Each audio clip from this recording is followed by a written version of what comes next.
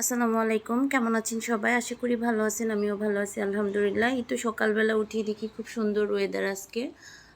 রোদ উঠে গেছে। তারপর আজকে যেহেতু বৃহস্পতিবার, আজকে একটু বাজারে যাব, মাছ কিনতে হবে, বাজার করতে হবে। তো সকালে উঠি নাস্তা কমপ্লিট করেই আমি আমার বাবাকে নিয়ে বাজারে চলে যাই। কিন্তু বাজারে যাওয়ার পরে দেখি যে আসলে বাজারে মাছ খুব কম আজকে, মানে বড় মাছ আমি যে মাছগুলো আসলে কিনতে চাচ্ছিলাম সেগুলো পছন্দ হচ্ছিল না। এখানে গিয়ে দেখি শুধু কিছু ব্রিগেড মাছ আছে, এগুলো অতটা ভালো লাগে নাই।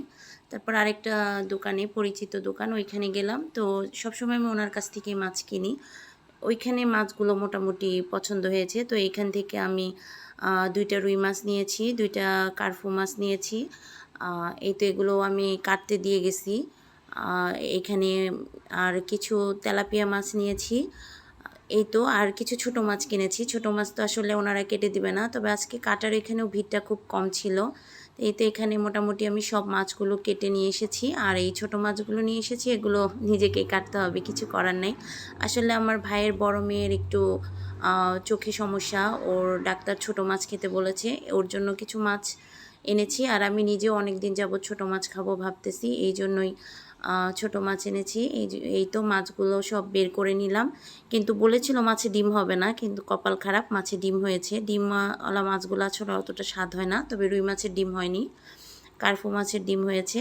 আর এই যে তেলাপিয়াগুলো এনেছি আসলে একটু ভাজি খাওয়ার জন্য, বড় না বেশি, ছোট ছোট সাইজের।